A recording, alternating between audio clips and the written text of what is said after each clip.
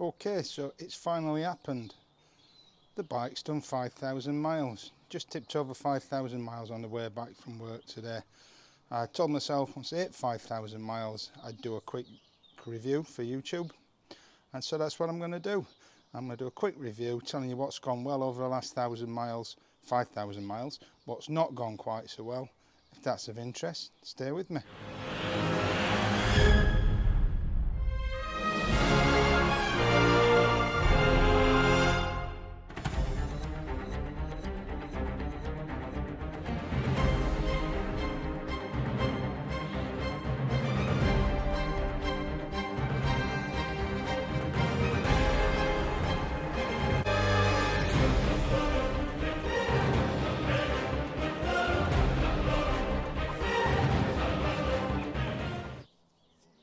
Right, so here we go then. What's gone well, what's not gone so well?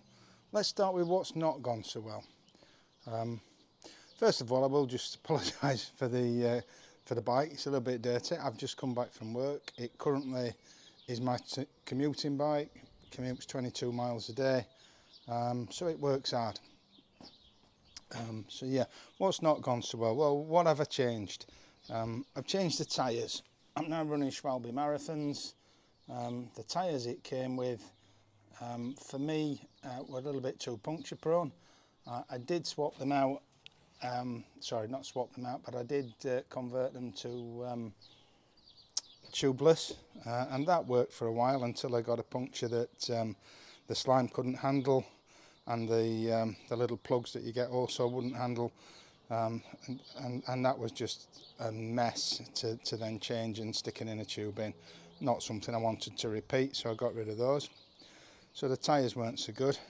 You can probably see that's not the original mudguard. The front mudguard broke, so I had to replace that.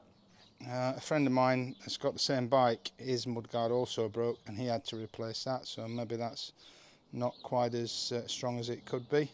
Having said which, it's my front mudguard that needed replacing, and on this one, on his it was the back one, whereas my back one's still good. I've got one of those on order.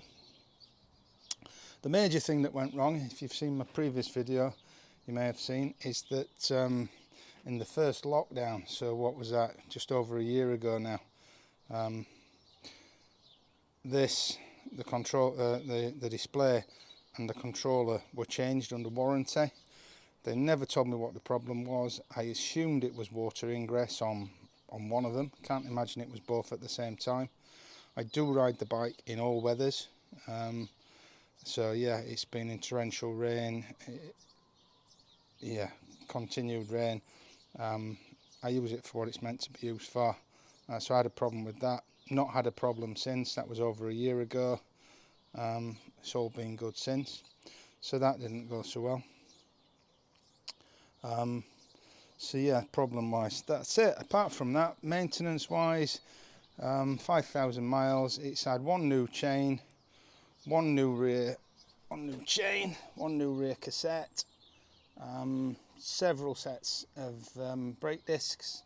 It's a disc brake on this bike, but that's all just general wear and tear, nothing to complain about there. Okay, the main thing I guess most people that might be interested in this are looking at is how's the motor done and the battery. Well, I'll connect to the app. There's a decent app on this that tells you the battery condition. I haven't actually connected to it for a while and it needs updating, so I'm going to update that and then add this on this video. But there's been no noticeable deterioration in the battery for me. I haven't done a range test for a while. I did do a range test not long after I got the bike. There's a video on my channel for that if you're interested, and that shows that I did around 100 miles on one charge of the battery, running it on minimum. As I say, I've not done a range test recently, but I've not noticed any real deterioration in the battery whatsoever. It's still performing great, no problems at all. And the motor, no worries with the motor, no problems with the motor at all either. Everything else is just fine. I think it's a great bike, it's doing its job, it's worked very hard for me. It commutes, I've done touring on it. It often has to carry large amounts, of weight, and it's handled everything very, very well. So yeah, I'll get on the app and put that on for you. If I've managed to do that, it'll be there now. So here we are then. This is taken from the ride control app that gives you all the details on the bike. And if you look in the bottom right hand corner there, you can see that the battery percentage is at 94%, and I've no reason to think that's not correct at all.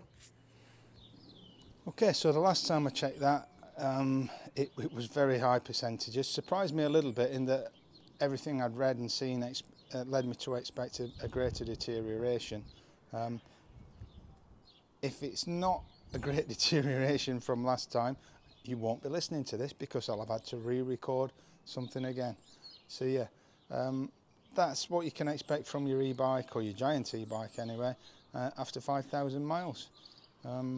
Hope that's useful. If it is, give us a thumbs up, consider subscribing, and we'll see you next time. Thanks for watching.